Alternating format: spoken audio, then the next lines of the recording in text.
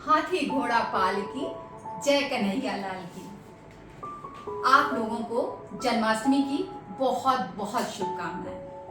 आप सभी व्यूवर्स का हमारे नए चैनल झटपट कुक में हार्दिक स्वागत है। फ्रेंड्स, कहा जाता है कि चरणामृत भगवान के चरणों का अमृत है, जिसे ग्रहण करने से दुनिया के सारे दुखों का नाश हो जाता है और ये हमारे धर्म में बेहद पवित्र माना जाता है। तो इस चरणामृत का यानी पंचामृत का कैसे बनाया जाता है, इसको हम आज देखते हैं झटपट कुक। पंचामृत, जैसा कि नाम से ही पता चल रहा है कि इसमें 5 चीजों का प्रयोग किया गया है। पंचामृत में सबसे पहले जो प्रयोग किया जाता है वो है दूध, फिर है दही, फिर शक्कर, घी, इसे घृत भी कहते हैं, मधु यानी शहद। ये 5 प्रमुख पदार्थ मिलकर के पंचामृत बनाते हैं। दूध हमारे शरीर को एक संपूर्ण आहार प्रदान करता है। इसमें सभी पोषक तत्व मौजूद होते हैं। दही अति पोषक तत्वों से भरा होता है और सुपाच्य होता है, जो जल्दी पच जाता है, डाइजेस्ट हो जाता है। शक्कर हमें ऊर्जा देता है और दिन भर हमें कार्य करने की शक्ति इससे मिलती है। घृत यानी घी, ये हमारे शरीर को ऊर्जा देता है और हमें स्वस्थ बनाए रखता है। मधु यानी शहद हमको ऊर्जा देता है, साथ में हमारे शरीर की चर्बी को काटता है और हमें चुस्त और दुरुस्त बनाए रखता है।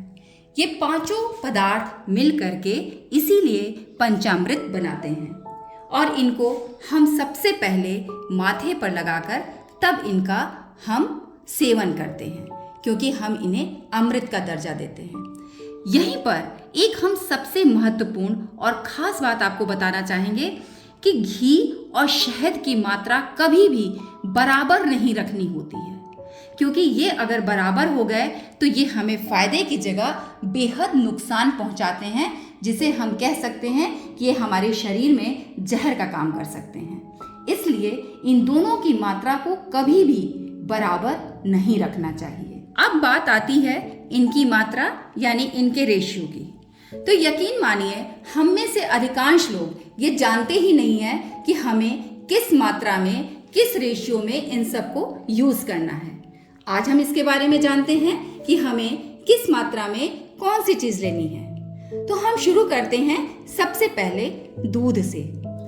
दूध हम जितना लेंगे ठीक उसका आधा हम दही लेंगे, और जितना हम दही लेंगे ठीक उसका आधा हम शक्कर लेंगे। हम जितना शक्कर लेंगे ठीक उसका आधा हम घी लेंगे, और हम जितना घी लेंगे उसका ठीक आधा हम शहद लेंगे।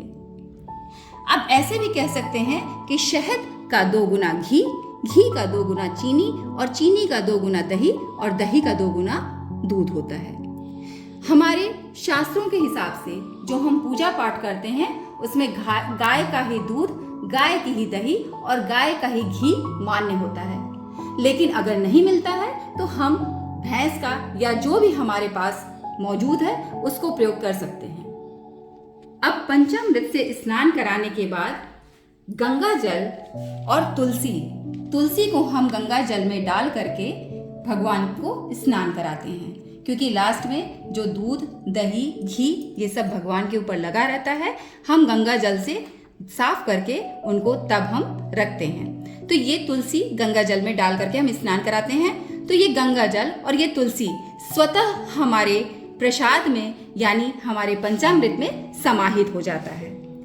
अब पंचामृत का स्वाद बढ़ाने के लिए हम उसमें पंचमेवा, अन्य मेवे और आधा छोटा चम्मच इलायची पाउडर डाल सकते हैं। ये सब डालने से हमारा पंचामृत बेहद स्वादिष्ट और पौष्टिक बन जाता है। इसलिए हम यहाँ पर मेवों का और इलायची पाउडर का प्रयोग कर सकते हैं। अब आप देख सकते हैं कि हमने यहाँ पर भगवान को स्नान करा के सभी चीज़ों को एक में मिला लिया है। इसमें दूध है, दही है, शक्कर है, घी है, शहद है और साथ में ये तुलसी के पत्ते भी हैं। अब इनको हमने पंचामृत तो बना लिया, लेकिन अब इनको हम और टेस्टी, स्वादिष्ट और पौष्टिक कैसे बनाएं? अब ये जो पंचमेवा है ये सामान्यतया 5 मेवे से मिलकर बनता है। जो मेन हम 5 मेवे लेते हैं ये मार्केट में भी सर्वसुलभ है, उपलब्ध है और घर में भी हम इसको आसानी से बना सकते हैं। इसमें मखाना होता है, नारियल होता है, इसमें छुहारे होते हैं, किशमिश होती है और चिरौंजी होता है। ये 5 मेन इसमें मेवे होते हैं। इसके अलावा हम और भी मेवे डाल सकते हैं और 5 मेवे हम अपनी इच्छानुसार भी कोई भी ले सकते हैं। इसमें कोई भी ऐसा रिस्ट्रिक्शन नहीं है कि हमें यही 5 मेवे लेने हैं। तो अब ये जो मेवे हैं, ये जो पंचमेवा है और ये जो मेवे हैं, इन्हें हम क्या करेंगे कि हम मिक्सी में कुछ सेकंड्स डाल करके क्रश कर लेंगे ताकि ये थोड़ा सा महीन हो जाए और जो खाने में और भी ज़्यादा टेस्ट को बढ़ाएगा। हमने मिक्सी ले लिया है। अब इसमें हमने ये मेवे ट्रांसफ़र कर दिए हैं और कुछ सेकंड्स के लिए मैं अब इनको चला लूँगी। ये दोनों मैं अलग अलग ही क्रश करूँगी क्योंकि एक साथ में कुछ ज़्यादा महीन हो जाएगा, कुछ खड़ा रह जाएगा, तो इसको मैं अलग अलग क्रश करूँगी। अब ये जो पंचामृत है ये अब आप देख सकते हैं इसमें दही, दूध सब कुछ अलग अलग है। अब इनको एक सार करने के लिए हम क्या करेंगे कि इनको जो हमारा मिक्सी का सबसे बड़ा वाला जार होता है जिसमें शेक बनाया जाता है, हम उसमें ट्रांसफ़र करके कुछ सेकंड्स के लिए चलाकर इनको एक सार कर लेंगे। इसमें जो तुलसी के पत्ते पड़े हैं इनको हम किनारे निकाल लेंगे।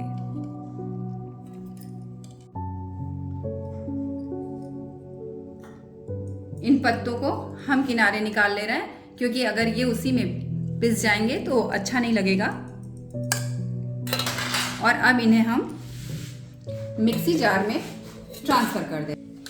फ्रेंड्स, अब आप देख सकते हैं कि ये हमारा पंचामृत एकदम मिक्स होकर के बहुत से अच्छे टेक्सचर में आ गया है और ये चूँकि मिक्स हो गया है तो बहुत थिक सा भी हो गया है। फ्रेंड्स, हमारे घर में पंचामृत बेहद पसंद किया जाता है और इसके साथ कोई कॉम्प्रोमाइज़ नहीं होता।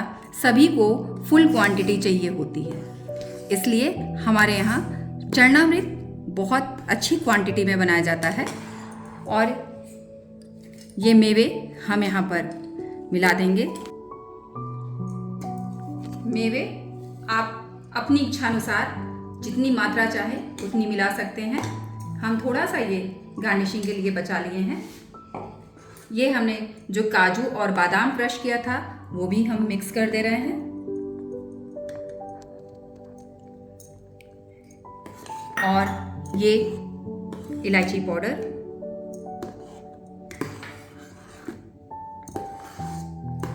ये जो हमने तुलसी निकाली थी वो भी हम इसमें डाल देंगे।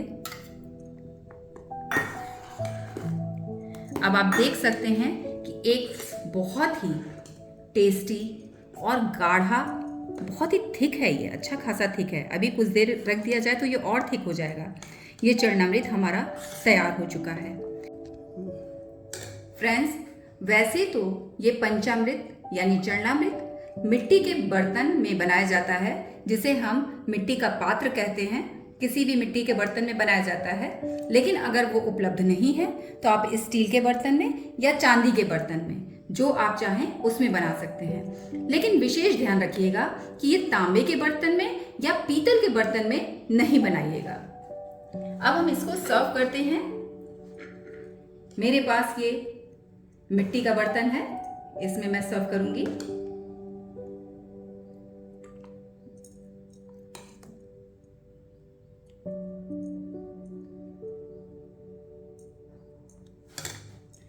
कुछ मेवे ये ऊपर से डाल देंगे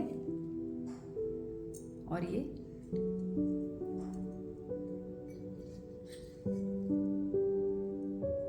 तुलसी की पत्ती। ये अब बिल्कुल हमारा पंचामृत तैयार है।